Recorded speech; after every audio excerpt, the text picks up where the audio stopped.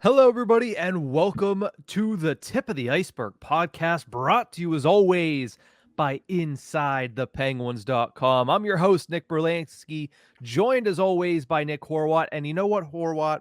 We're called the Tip of the Iceberg podcast. It just makes perfect sense that it's Tip of the Iceberg Tuesday and Tip of the Iceberg Thursday. That's our new release schedule for the time being. We'll let you know if obviously anything changes, but a Tuesday morning podcast episode. Horwat, how you feeling today, buddy? I'll tell you what, you're gonna throw me off so much for the next month and a half, probably with having to move the schedule, which is good. I don't mind it. We're gonna get a lot of news to come out on Mondays that we can fire off on Tuesdays. But I woke up this morning, sat down at my desk, looked out at a dreary gray day in Robinson Township, and thought, Mondays. No, it's Tuesday, especially considering nothing happened in Penguins land yesterday, really. It was just a travel day. We found out there's a dad's trip. I find the timing of that terrible. That's just me, though. And I just thought today was Monday. So I'm going to have to get used to this. It's Tuesday, ladies and gentlemen. We are a day closer to the NHL Trade Deadline. We are a day closer than Monday to Tuesday. And you mentioned the NHL Trade Deadline. That is going to take up the majority of this show, and it will be the back half of the show. In the second segment, we'll get into all of the moves that have happened over the past 48 to 72 hours, because there's been a lot of them, a lot of names coming off of the trade market and onto new teams. And then obviously we'll finish with our weekly Pens poll here on Tuesday, talking about all things Jakob Chychrun. But before we get into that, let's talk about the team that's already in Pittsburgh, the team that's under contract on the roster, because they heard the wake-up call, Horwat, and go 2-0-0 on the weekend, a 3-2 overtime win against the St. Louis Blues on the road. And then the next day, less than 24 hours, a 7-3 win over the Tampa Bay Lightning on home ice. Horwat, when I looked at this and when I saw this weekend slate, I said, this is going to have to be a really good performance from the Pittsburgh Penguins. I thought they got a three-pronged wake-up call. I mentioned it on Penguins to Go yesterday. If you haven't listened to it, go back and take a listen. I talk a lot about Brian Rust. But I said that, and I want to dive deeper into it here. They got a three-pronged wake-up call last week. The bad loss at home to the Oilers, which you have your opinions on, and I'm going to definitely want to hear those here in a second. I think they woke up Friday morning out of playoff spot with only a quarter of the season left and said, oh, wait, like we're no longer in a playoff spot. Games in hand are kind of going away, and Buffalo and Detroit are right there with the same amount of games in hand. I thought that was prong two, and then prong three came from practice when Kasperi Kapanen didn't skate out there with the rest of the team. He was waived and subsequently claimed by the St. Louis Blues. That's prong number three. I thought all three of those things combining in a 72-hour period, this team got a rude awakening, and they had to answer the bell, and they did. But Horwat, what were your thoughts on the wake-up call, and what were your thoughts on that Oilers game? Because you have very strong opinions. I do. I mean, I'd say that Oilers loss, we didn't get a chance to talk about it because we record Thursday morning. That game was Thursday night.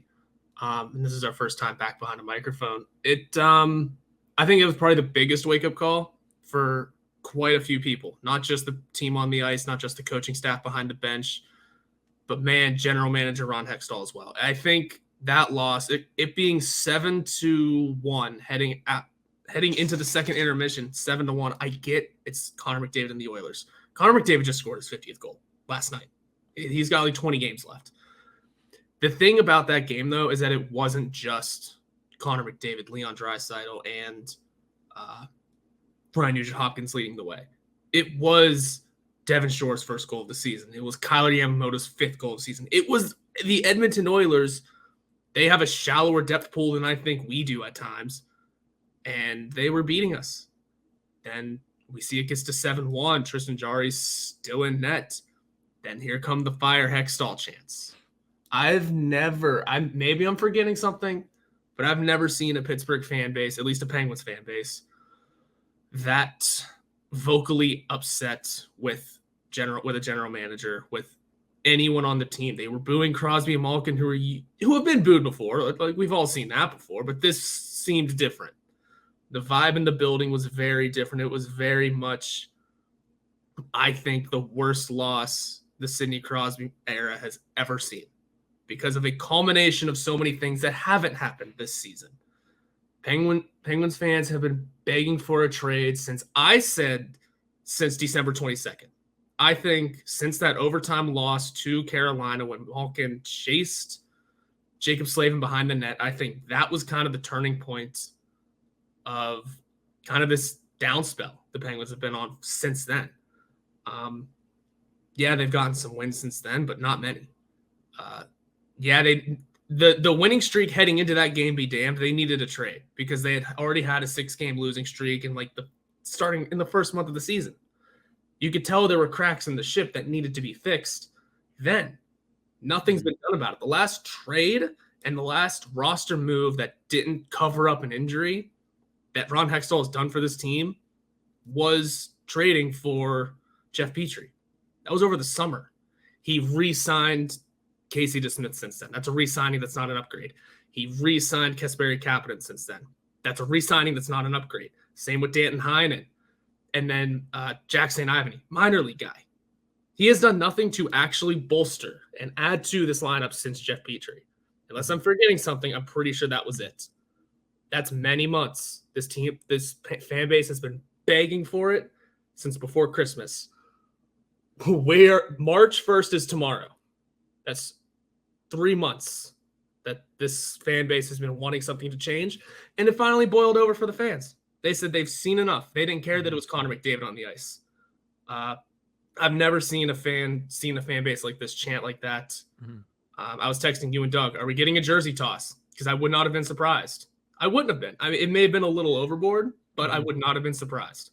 Something to wake somebody up. That's all I wanted. Because now I'm of firm belief that Ron Hextall needs to earn the likeness of this fan base back. He needs to make something happen, something big.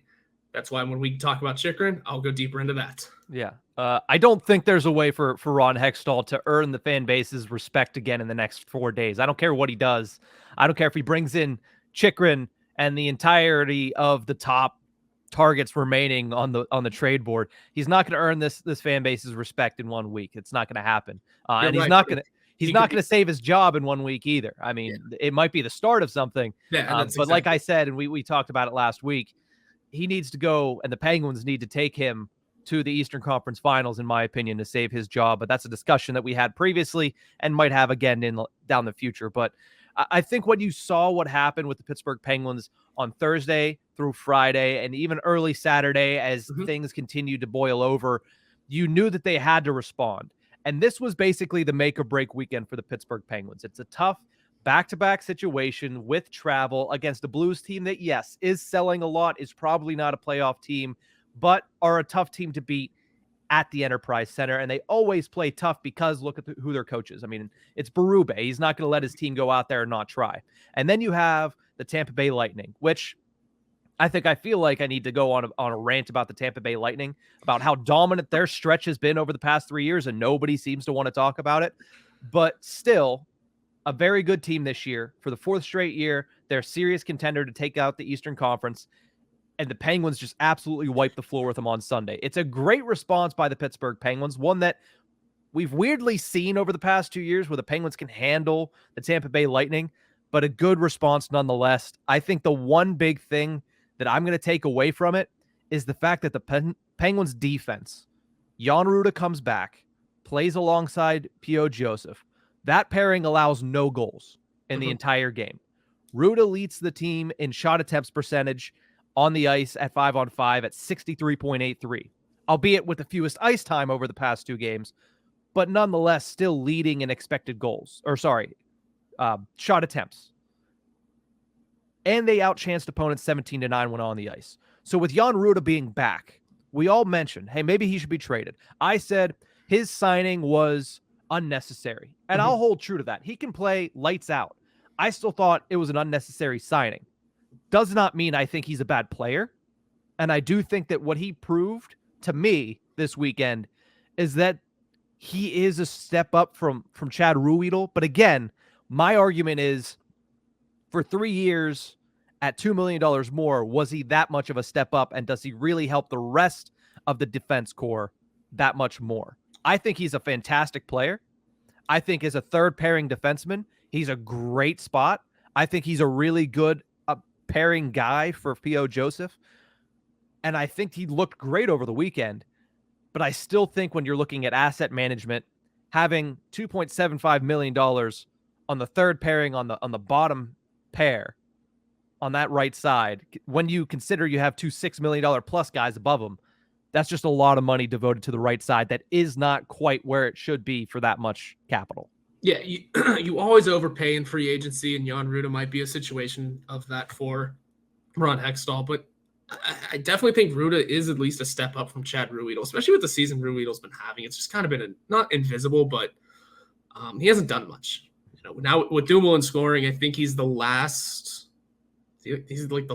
regular rostered player to not score a goal this season for the Penguins. I mean, that's not saying too much. It's Chad Ruhwedel, and you can really argue that he isn't a regular roster player.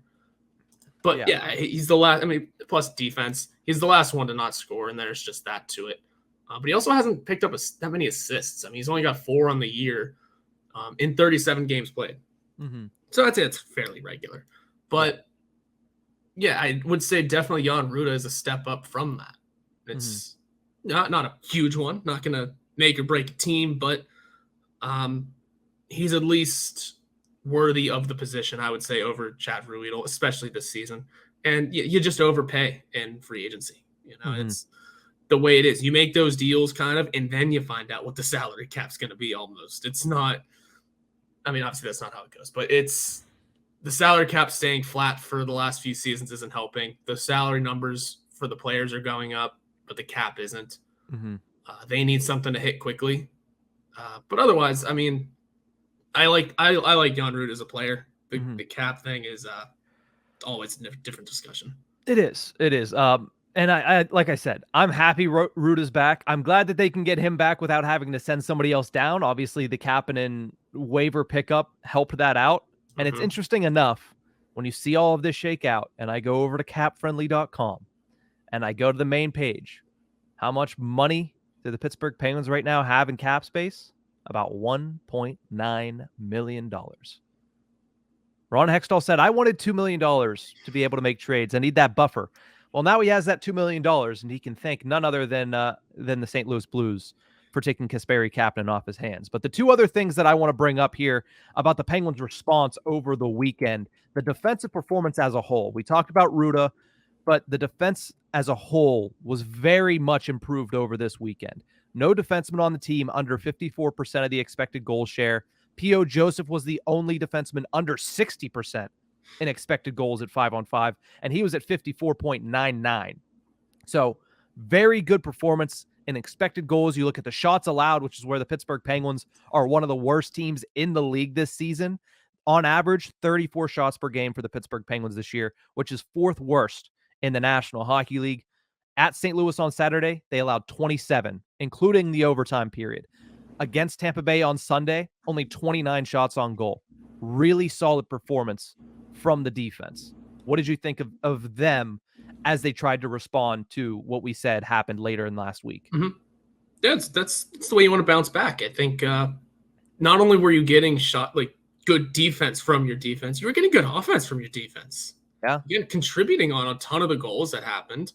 Like I said, Brian Dumoulin scored a goal. Brian Dumoulin doesn't score. He's not a goal scorer. He's not really an assist man either. But when he scores, they're always bullets.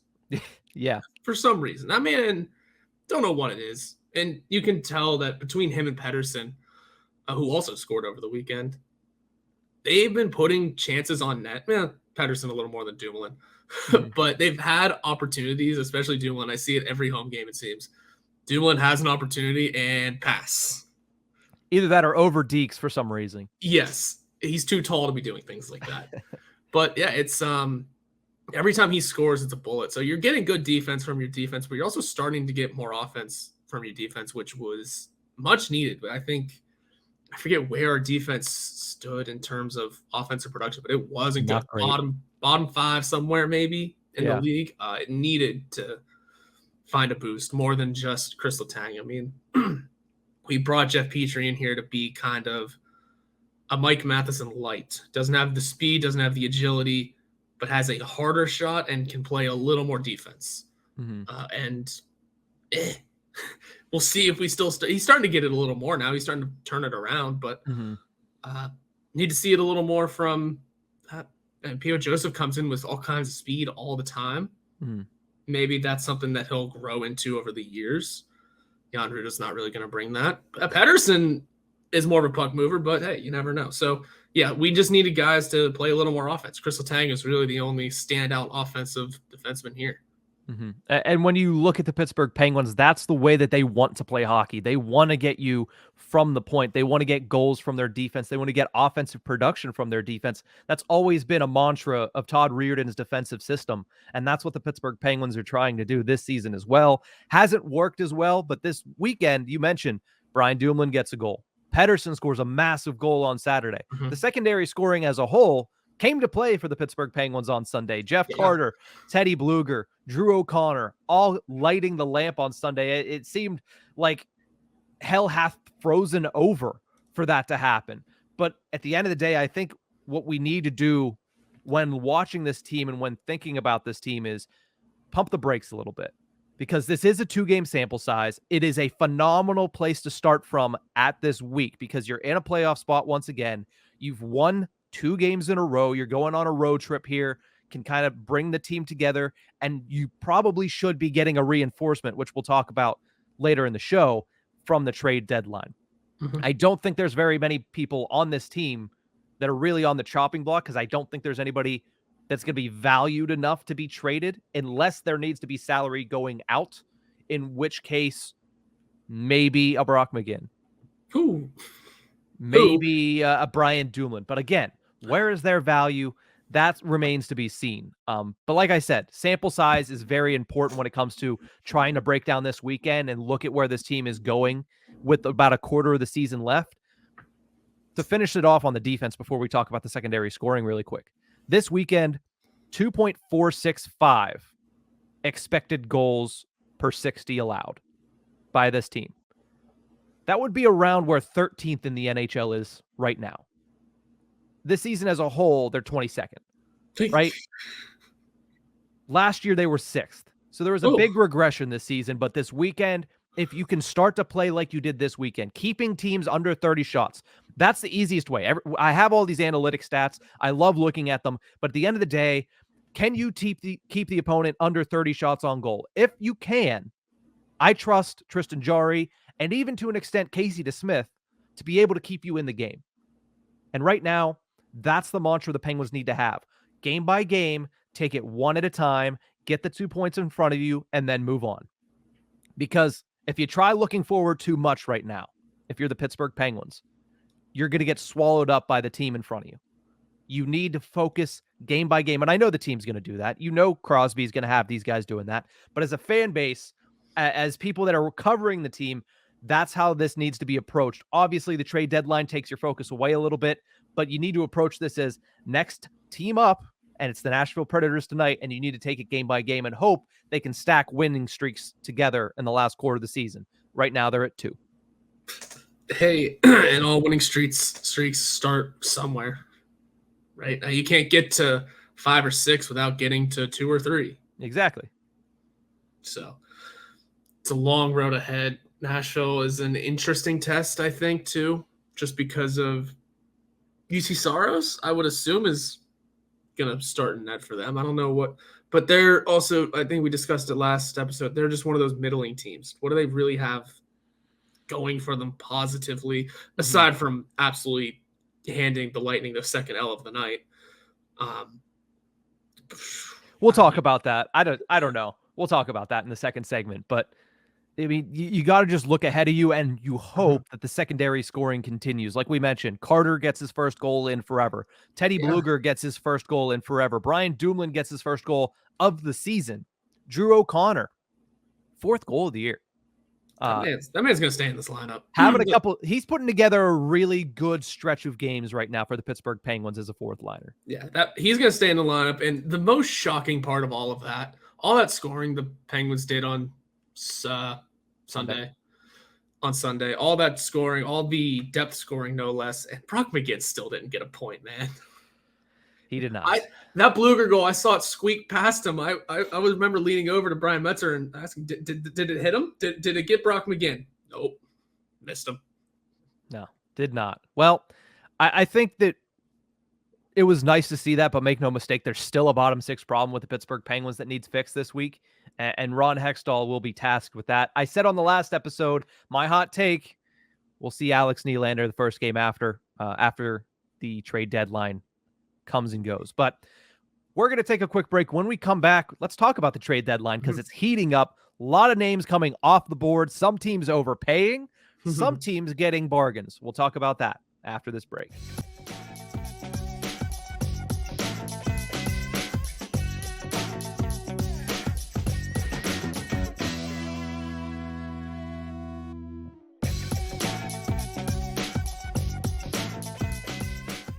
Welcome back to the Tip of the Ice-Burgh podcast, brought to you as always by InsideThePenguins.com.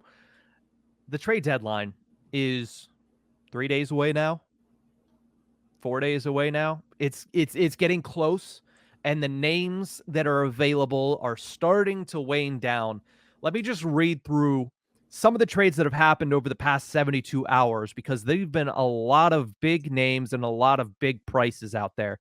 The Toronto Maple Leafs acquired Jake McCabe and Sam Lafferty from the Chicago Blackhawks, plus 2 fifth-round picks in exchange for a first-rounder that is top 10 protected and a second-round pick.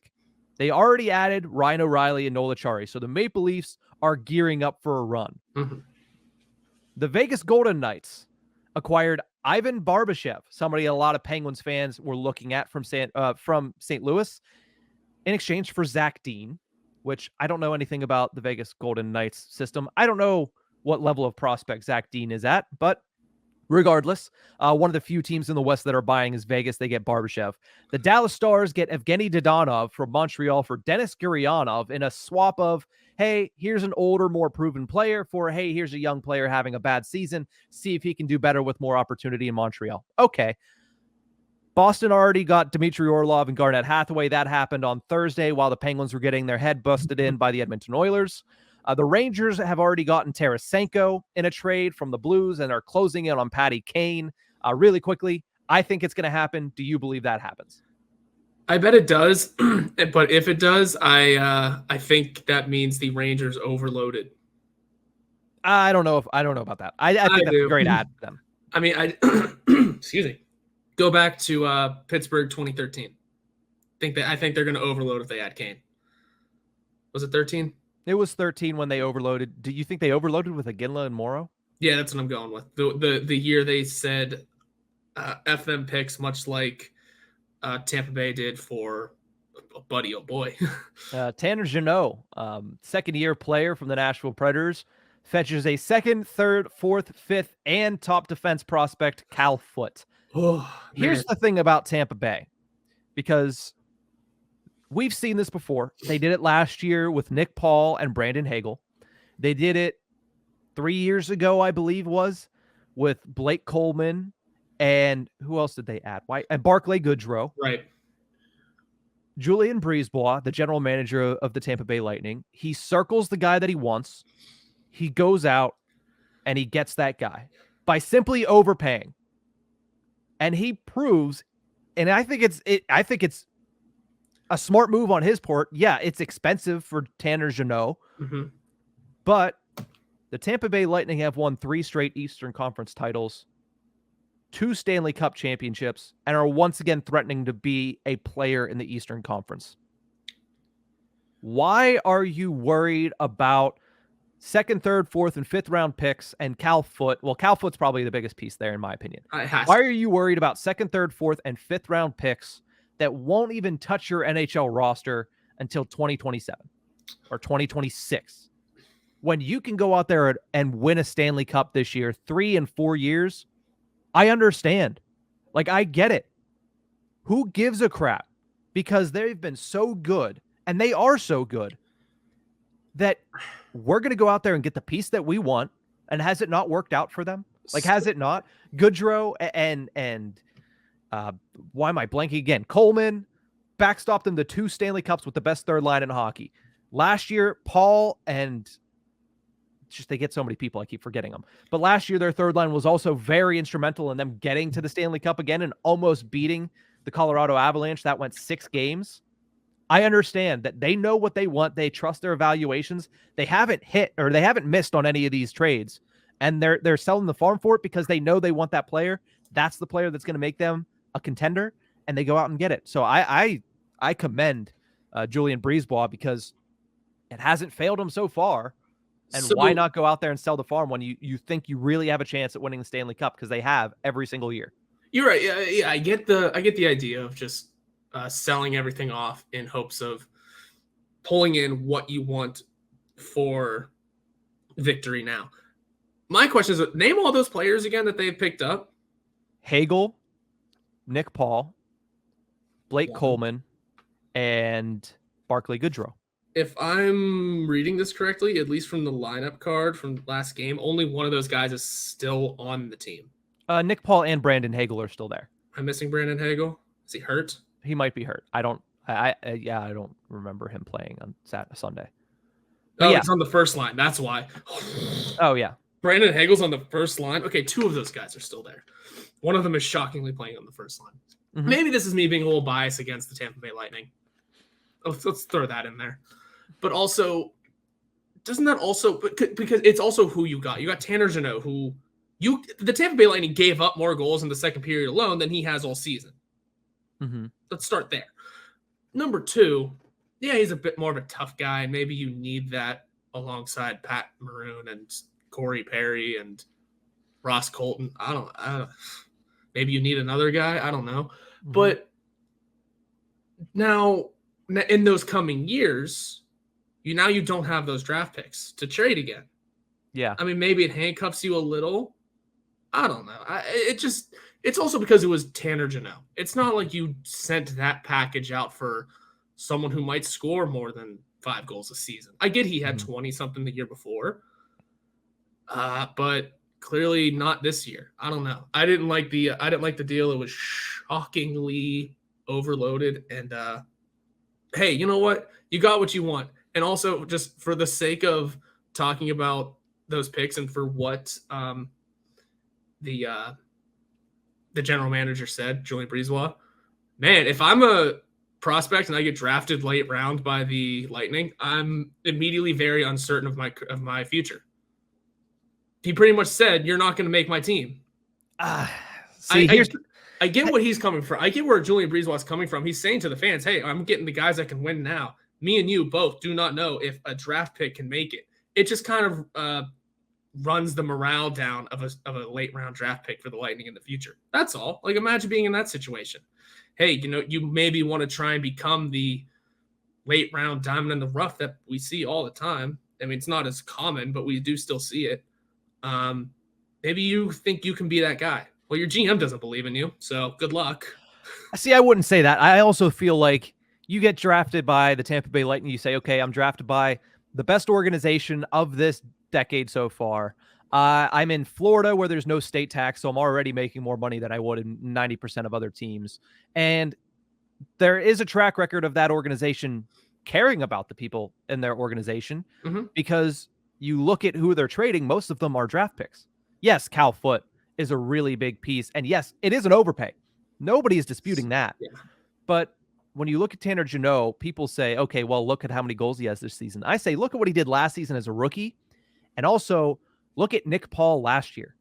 I remember somebody said, oh, Nick Paul to the Penguins would be great. And I looked at them and I said, are you stupid? Like, what about Nick Paul of the Ottawa Senators seems like a good pickup to you? And then all of a sudden he goes down to Tampa. It's something that Brisebois saw. It's something that the scouting department in Tampa Bay saw that would fit with them. And he meshed so well and was really good for them in the playoffs. So I'm not going to be sitting here and criticizing them on overpaying for Tanner Jeannot, who's underperforming in Nashville, because Lord knows he's going to be right on that third line that where all of these players end up going to start. And he's probably going to be phenomenal for the Tampa Bay Lightning, because that's just what's happened over the past couple of years. And you mentioned, yeah, only 2 of those guys are still on the roster. Well, Blake Coleman and Barclay Goodrow aren't on the roster because they overpriced themselves because they're Stanley Cup champions. 2-time Stanley Cup champions. So I feel like it worked out at the end of the day. Yeah, they got their due. I said that and was and totally forgot when they arrived. Just the way it is. So I also get it, but I don't know. I just don't. I don't know. I don't run the team. I just didn't like. I didn't fully agree with what he said, but I also didn't fully agree with the deal. I get your guy that you want, overpay if you need to because you want to. Yeah, but I just at first before he even said the comment of we're just going to overpay for our sake, that just looked like a dumb move. It did. So did the Nick Paul trade. So did overpaying for Brandon Hagel. Worked out for them last year. Worked out for them 2 years ago. Worked out for them 3 years ago. And someone brought up a good point. I forget where I saw it or heard it. They know who they're playing in the playoffs. Yeah, it's Toronto. Yeah, they're bolstering up to take on Toronto, who now they can just kick the hell out of. Physically, not on the score sheet, but physically. Yeah, we started this by seeing who Toronto added: Ryan O'Reilly, Noel Acciari, Sam Lafferty. Those guys aren't pushovers either. No, I mean maybe they got a little grit and grime from McCabe, but at what cost? That series, and then we'll move on. I promise. We'll get back to the Penguins. Yes, that series is with two teams that are blue and white. There's going to be a lot of red on those jerseys. Yeah, for sure. There's going to be a lot of red on those jerseys from game 1 to game. I would expect that to go 7.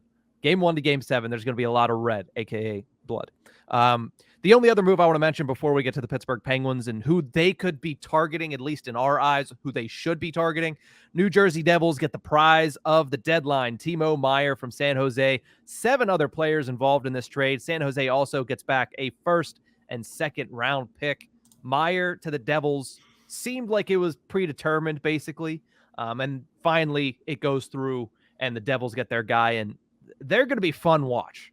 And if it's them and the Rangers in the 1st round, which is what it's looking like, even though the Devils have an outside shot at catching up to the Hurricanes, only 3 points behind, Devils-Rangers is what I want to see.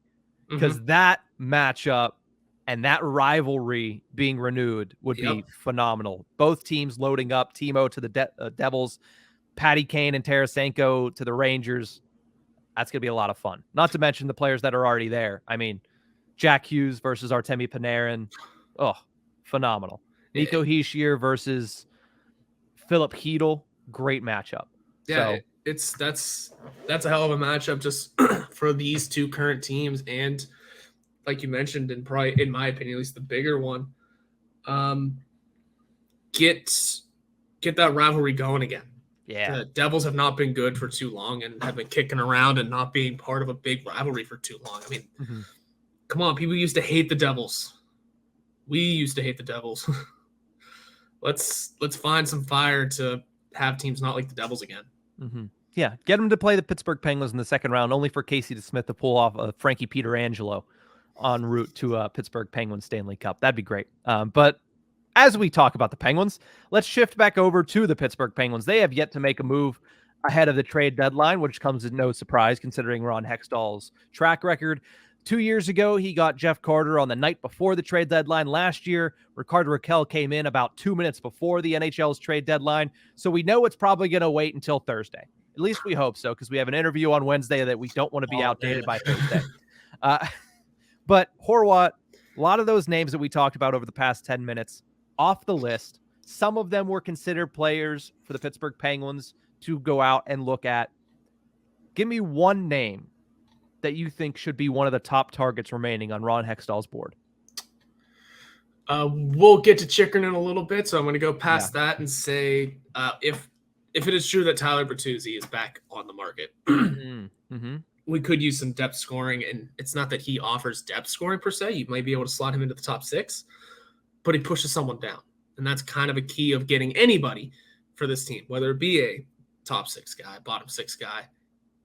If you get a bottom 6, boom, got it. He's in. Bottom 6 slotted in. If you get a top, you push someone down, and that benefits the bottom 6 as well. So pretty much any forward in this situation is going to be a solid upgrade. And like I said before, how general manager Ron Hextall needs to earn the respect and the loyalty of the fan base again. He's got to go out and do something big. He's got to do a blockbuster, because if he sits around and does nothing, I wouldn't be shocked to hear fire Hextall chants again. First home game after the after the deadline, just at puck drop. You did nothing to help this team, and now they have to go with what they have. Like I said, he's done nothing to actually bolster and improve this lineup, barring injury, since the Jeff Petrie deal. So Tyler Bertuzzi is a guy that, excuse me, should be in the sights again, especially if he is back out there, because he can give you that scoring.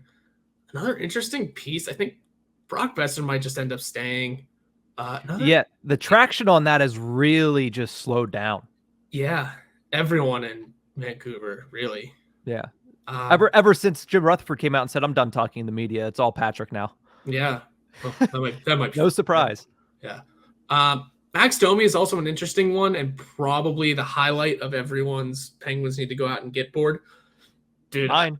Yeah, yours, probably Doug's, probably everyone else on the site. Truly, I don't know how much I said it before. Elliot Friedman, 32 Thoughts, said he doesn't think Domi wants to leave Chicago. So, and Chicago's in no real place to kind of send off anyone like that. So who knows? Regardless, anywhere else.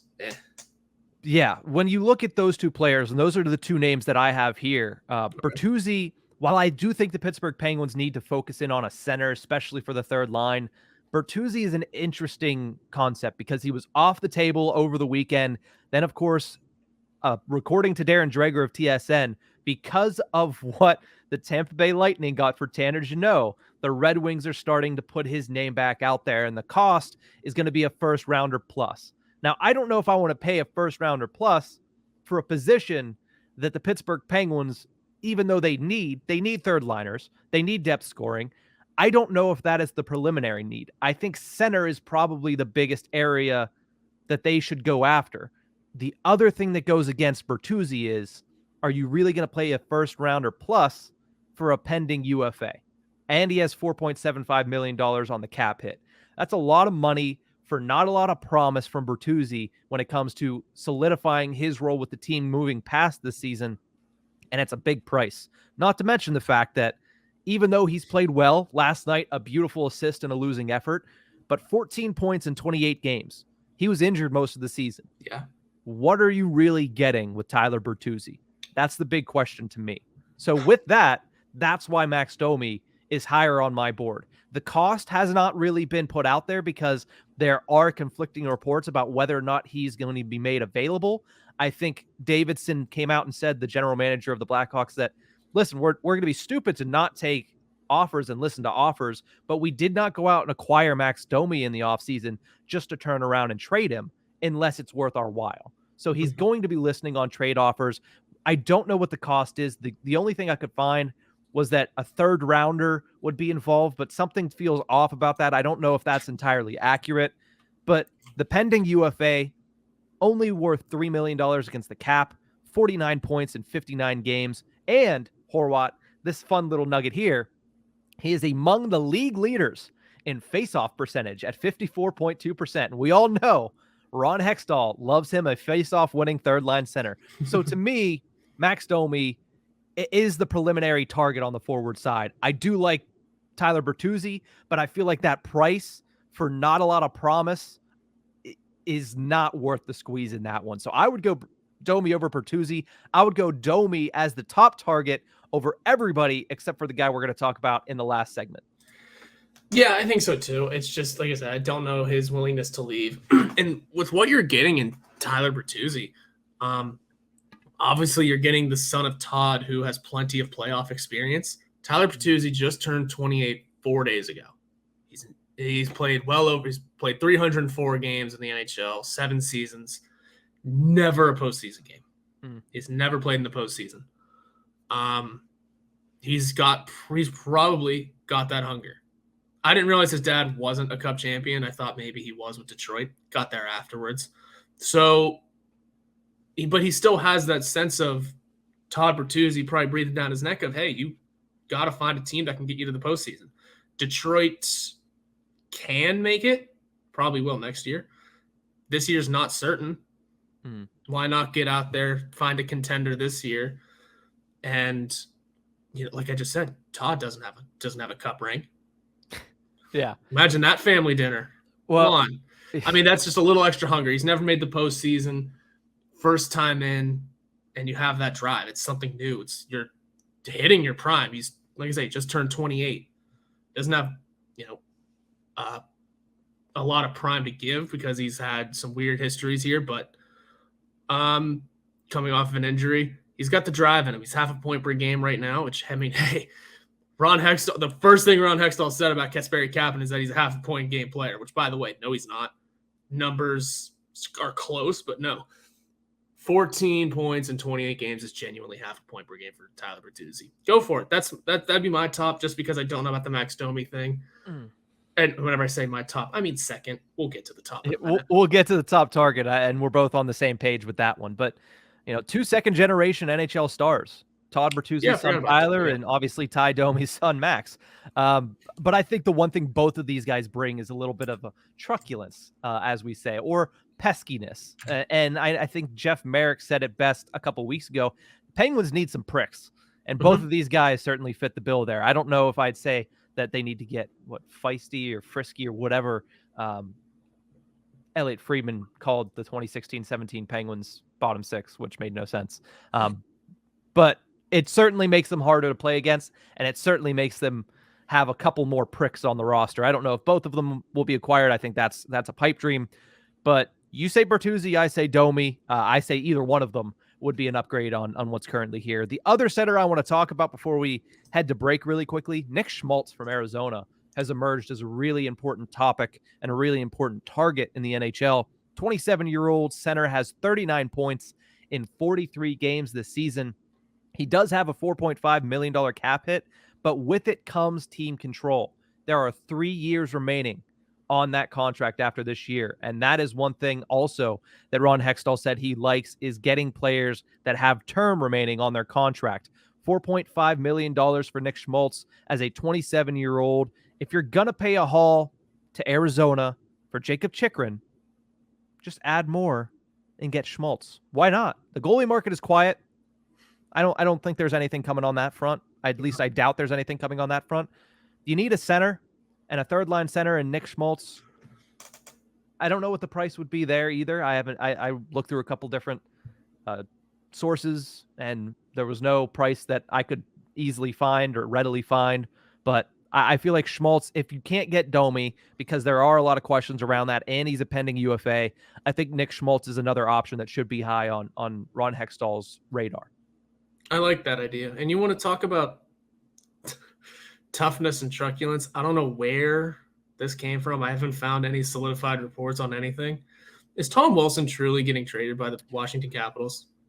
Where is his contract at? Because I heard that the general manager is looking to sell off his UFAs if he can't get them signed. That's why you saw Sonny Milano and also Strome get re-signed a couple of months ago, and that's why you saw Hathaway and Orlov get traded last week. So I don't know what his contract status looks like. Tom Wilson's got a modified no trade at 5.166 for this year and next, and that's it. See, I don't know if he would be on the block. I feel like he's too essential to their identity as a team. Yeah, he definitely is at this point, and you would assume that. But man, we've heard just from multiple people that, because Doug brought it up to us and saying Toronto Maple Leafs Twitter was going off with that idea. But then it got picked up by Matt Cole on 93.7 The Fan and him tweeting it out. Listen, there's something more to this that I haven't found yet. I'm just going to – and this is also – this one's a real probably definitely not going to happen because it's the Capitals and they're not going to trade Tom Wilson. Yeah, that's a tinfoil hat conspiracy if I've ever heard one. Absolutely. But you come to me and you say Tom Wilson's available and is willing to play for the Pittsburgh Penguins. Hey, I'm not saying no. Yeah, I'm not saying no. Ears perk up a little bit thinking about that. Not going to lie, but I also think even though normally where there's smoke, there's fire, I think this is some false smoke. Probably, but it does kind of bring you to, well, there's the heated rivalry there. Hey, a trading with a heated rivalry in the middle of a playoff, in the middle of a season before a playoff run has worked before, i.e. Rick Tocchet. Yeah. Yeah, it The has. Penguins traded for the captain of the Flyers. Yeah, they did. I get it was the 90s. We're in 2023, but hey, you tell me Tom Wilson's available, Ron Hextall, pick up the phone. I don't care. I haven't looked too much into this other name. Speaking of trading for captains of teams that you don't like, Columbus Blue Jackets captain Boone Jenner has also been out there. It's an interesting one. An interesting name as well. I think I would take Schmaltz or Domi over Jenner at this moment, but also I feel like the price would be a little bit more fair and reasonable for a Boone Jenner, and he fits that need fairly well, and obviously I believe better than Jeff Carter. I think you'd be hard pressed to find a trade target that's worse than Jeff Carter right now, but I mean, congrats to him. Nice goal on Sunday, but still need a new third line center. Yes. Nonetheless, those are the names that we're looking at. There's probably many, many more names that we didn't get to, but there is one name, Horwat and I's top trade target for the Pittsburgh Penguins, with 72 hours, 80 hours to go until the NHL trade deadline. We're going to talk about Jakob Chychrun right after the break.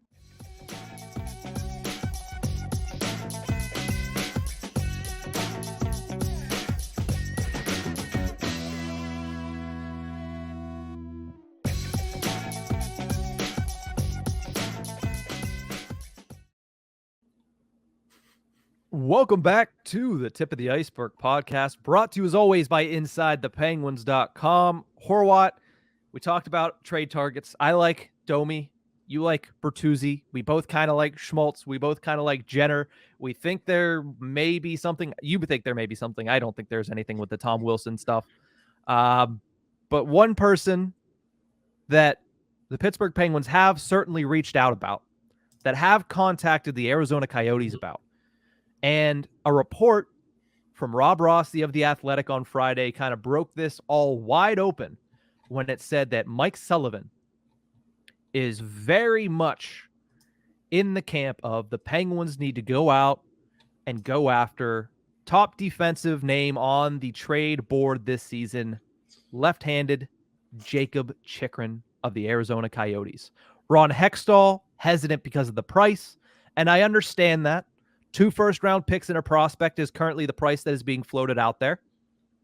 We asked our followers on Twitter, do you believe the Penguins should go after Jakob Chychrun before the NHL trade deadline on Friday? 63% said, yeah, you go after Jakob Chychrun. 37% said no for various reasons. Some people saying he's not as good as he appears to be. Some people saying he is not worth 2 first-round picks and a prospect. But I say you pay it, Horwat. I believe you agree. I think this should be the top target. And I think if the Penguins are able to get Jakob Chychrun, then they should get Jakob Chychrun. So I know I just badmouthed the Tanner Jeannot trade for a pretty long while there. That this is at least a good player that you can overpay for. This is at least a productive player that you can overpay for. And much like Tanner Jeannot in Tampa Bay, this is a player that the Penguins need. This is a player that the Penguins could very much utilize, not just for this season, for next season in the last year of his contract, and then possibly after. He's only 24, maybe 25. Is that number correct? Oh, he's going to be 25 soon, the end of the month. He's only 24. He's young. He's got a long future ahead of him, assuming he's keeps up this ability. Some people are going to say that he's not as good as what he's advertised. And you know what? Nobody's as good as advertised on the trade market. Let's just be honest. Yeah. People are talking about Timo Meier like he's Mark Messier here. I mean, he's a good player. He's going to be a very good player for the New Jersey Devils. But, I mean, is he going to be worth $10 million when he signs that deal over the summer? Probably not. So let's all calm down. It's much like free agency. Everyone's a little overpriced. You're going to have to overpay somewhere. And Jakob Chychrun is a guy you should be willing to overpay for. 2 firsts does sound heavy. But if Ron Hextall is pulling this patient game and saying, hey, you have no one else to trade him to, let's say he waits another day and there's still no move made with Chychrun because Jakob Chychrun hasn't played in like 3 weeks, I think, something like that. He's been sitting out. His last game was February 10th. Yeah, you think he's happy about that? You think his agent's happy about that? No, someone's got to get in contact with someone here. get my client on the ice. I don't care where it is anymore. Mm-hmm. You come to, I forget who the Coyotes GM is now. I guess I could just scroll up and find out. You get Bill Armstrong. I almost said Doug Armstrong. That's St. Louis. Mm-hmm. You get Bill Armstrong on the horn and say, my client is sick of sitting. I don't care what your price is. Hextall has an offer. It's a first and a second, plus Nathan Laguerre. Take it, or you're stuck with Chychrun, who you have to now post deadline shove back into your lineup, and then deal with it over the summer. You're gonna have an unhappy player. You're gonna have an unhappy agent. This is a guy you overpay for if you're Ron Hextall, because for the Penguins' sake now, like I said, you can utilize him this year. You can utilize him next year. He's young. Go into the future with him. And he's a solidified top line left side that Chris Letang desperately needs. Brian Dumoulin's still there. Guys, that's who he's playing with now. Pettersson is a choice, but maybe doesn't have the abilities. Probably won't have the abilities, but is good as the middle pair. And P.O. Joseph still just has to grow into that role. There's a lot of things that still need to be fleshed out with P.O. Joseph. So it's not his position. And Dumoulin, we're just watching the decline. There is no solid top left guy here. That's where Chychrun steps in. Yeah. Couple things. One, you mentioned it. If the Penguins are going to upgrade on defense, Chychrun should be the only name they go after at this Absolutely. point. Because the fallback option was Jake McCabe, and he's off the market. Another one was Luke Schenn. Please no. Luke Schenn is too much, is far worse, in my opinion, than both of those guys. He shouldn't be an option. And the only other option I believe on the market that would be any sort of upgrade is Vladislav Gavrikov, but his price is too high, and he has not proven it enough, in my opinion. Yeah, the Gavrikov one is interesting. Like there's a lot going on for that one to that really be worth anything. I don't understand why he is thought of as highly as he is. Right? I don't get it, because for what you're paying for Gavrikov, you're not paying that much more for Jakob Chychrun. Somebody who's more proven, more offensively gifted, bigger, I believe. I don't know exactly, but Chychrun is 6'2", 220 and has a better contract. Gavrikov is coming up on free agency. Meanwhile, Chychrun has 2 full seasons after this. So, in my opinion, Gavrikov was just too expensive for not enough player. Jake McCabe was the perfect middle ground. He's gone. If you're going to upgrade defense, and I think that you need to, because you do need to insulate that goaltending a little bit more. I think Tristan Jarry can be good, but you need a better defense like you had last season, which is why they were able to play well against the New York Rangers. At 5-on-5, the Pittsburgh Penguins played really well against the Rangers. Why? Because they had really good defense, and their forwards were able to capitalize off of it. You need a better defense. If you're going to do it, go out and get Chychrun, man. Yeah. You need help. And the age and the price for the next 2 years is hard to beat. Think about it this way. At the end of the season, $4.1 million of Brian Dumoulin is coming off of the salary cap. It's only $500,000 more to have Jakob Chychrun at 24 years old. Yeah, that's going to come off. Who knows what Zucker's future holds. You're going to have the cap space to work with afterwards. And when you're comparing heights and weights here, they're about the same player. Jakob Chychrun's 6'2", 210, according to Cap Friendly here. Gavrikov is 6'3", 213. There's not much difference there. So you have that going for you. They both shoot left, correct? Is that kind of the big gimmick here? Yeah, they both shoot left. And like you mentioned, Gavrikov's in the last year of his deal, and it's just one of those players that is getting overhyped right now. He's one of the overhyped players.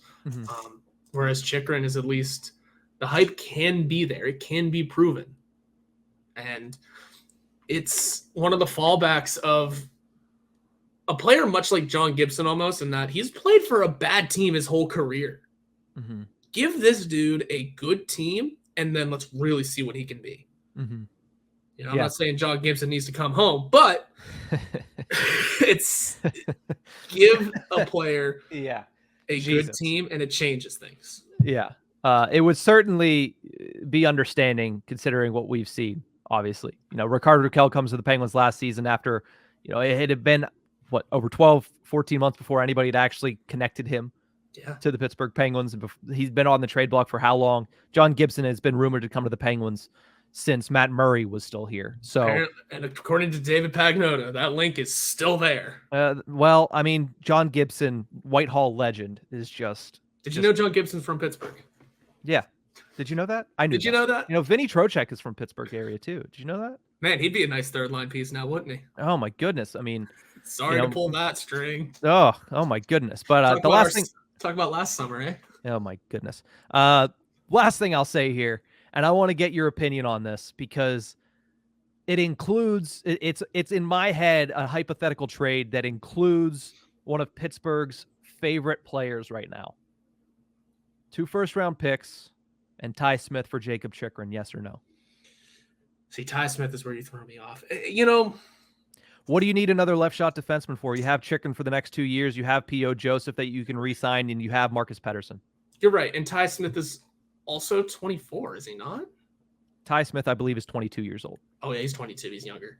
That's right, because P.O. Joseph's the older one. And we have Owen Pickering in the wings for down the line. And it's not losing Pickering, which I don't think any of us want to do, really. Yeah, I'd probably take that. I'd probably grit teeth take that. But that's a move you make because it is a guy who is in your lineup now. As much as Ty Smith probably should be, he just can't. Chychrun's a guy that gets into the lineup now and works and does things with Chris Letang. It's a top pairing defenseman. Yeah, whereas Ty Smith, when he was here, you sheltered him until it was power play time. Yeah, that's an interesting one. I like it. I love Ty Smith. Yeah. I think that he has a lot of potential in this league as a potentially top 4 defenseman. Yeah. Jakob Chychrun is a top pairing defenseman.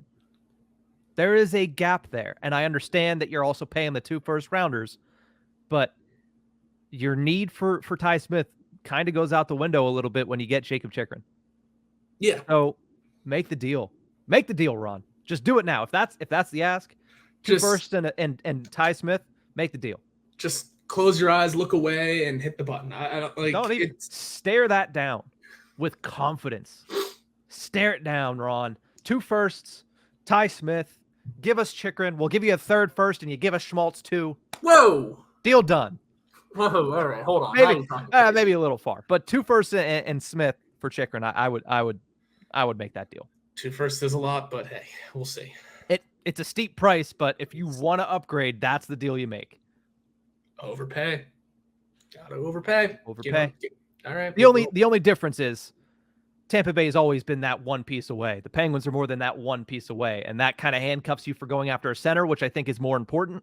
But hey, if you can do that and go out there and get, I don't know how much Nick Schmaltz is going to cost. If Max Domi is truly out there for a 3rd, yeah, then there you go. You have 2nd and 3rd round picks to trade as well. Not to mention you could trade, I don't know, Nylander. Could you? All right, now a 2nd round pick. We're getting a little far, but I'll close with this: 2nd round pick and Alex Nylander back to Chicago for Max Domi. Who says no? Oh, nobody says no to that. That's a simple one. The only thing you got to make work there is cap. Yeah, that's obviously. I mean, $3 million. You got to make it work somehow. I understand that, but that's the same with every trade that Ron Hextall's about to make. He has $2 million in cap space. Maybe that 3rd to a 2nd, they retain $1 million. There you go. Already fits. Oh, well. This is the trade deadline. This is exactly what happens, and this is the Tip of the Ice-Burgh podcast. Thank you to everybody for tuning in. We will be back throughout the week with more trade deadline talk as it comes only a couple days from now. We have one more crazy episode left in us. Exactly. See you guys next time.